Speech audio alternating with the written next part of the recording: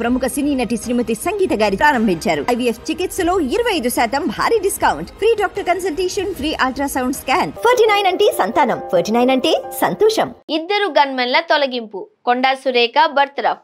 మాజీ మంత్రి కేటీఆర్ ను టార్గెట్ చేయబోయి నాగార్జున ఫ్యామిలీపై వివాదాస్పద వ్యాఖ్యలు చేసిన మంత్రి కొండా సురేఖ రాజకీయ భవిష్యత్ అయోమయంలో పడిందా? చివరకు మంత్రి పదవికి రాజీనామా చేయాల్సిన పరిస్థితి ఏర్పడిందా? ఇప్పటికే హైకమాండ్ నుంచి సురేఖకు ఆదేశాలు అందాయా అంటే అవుననే ప్రచారం జరుగుతోంది. ఇటీవల కేటీఆర్ పై కొండా సురేఖ పలు సంచలన ఆరోపణలు చేశారు. ఆయనను టార్గెట్ చేస్తూ సినీ నటులు నాగ చైతన్య, సమంత విడాకుల పైన ఆమె కమెంట్స్ చేశారు. వారిద్దరూ విడిపోవడానికి కారణం కేటీఆర్ఏ అనే పెద్ద బాంబు పేల్చారు. తన కన్వెన్షన్ కాపాడుకునేందుకు సమంతను కేటీఆర్ కోరినట్లుగా ఆరోపణలు చేశారు. మరో హీరోయిన్ రకుల్ ప్రీత్ సింగ్ పేరును సైతం ప్రస్తావించారు. అయితే సురేఖ ఆరోపణలపై సినీ లోకం సైతం భగ్గుమంది.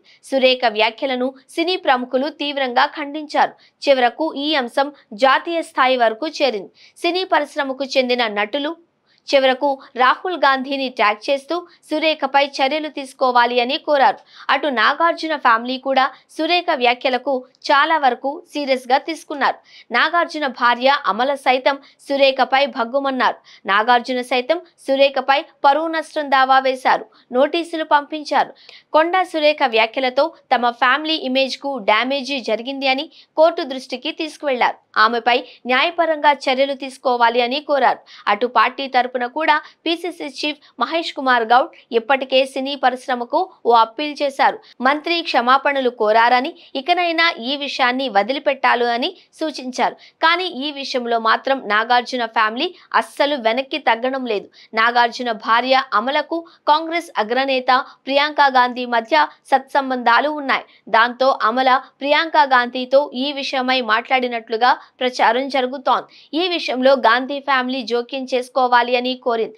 దాంతో సురేఖపై చర్యలు తీసుకుంటాము అని అమలకు హామీ ఇచ్చినట్లుగా తెలిసింది. అందుకే సురేఖను తప్పించకుండా తనంతట తానే రాజీనామా చేయాలి అని సూచించాలి అని రాష్ట్ర నాయకత్వాన్ని ఆదేశించినట్లు సమాచారం. సురేఖను పదవి నుండి తొలగిస్తే విమర్శలు వచ్చే అవకాశం ఉండడంతో సొంతంగా రాజీనామా చేసేలా ఒప్పించాలి అని టీపీసీసీకి సూచించినట్లు తెలిసింది. ఇప్పటికే సురేఖ తన వ్యాఖ్యలను వెనక్కి తీసుకున్నట్లుగా టీపీసీసీ హైకమాండ్ దృష్టికి తీసుకువెళ్లినా అక్కడి నాయకత్వం ససేమిరా అన్నట్లు సమాచారం. సురేఖపై చర్యలు తీసుకోవాల్సిందేనని ఆదేశాలు జారీ చేసినట్లు ప్రచారం జరుగుతోంది. ఈ 1-2 రోజుల్లోనే పార్టీ పెద్దలు ఆమెతో రాజీనామా చేయించే అవకాశాలు ఉన్నట్లుగా తెలుస్తోంది.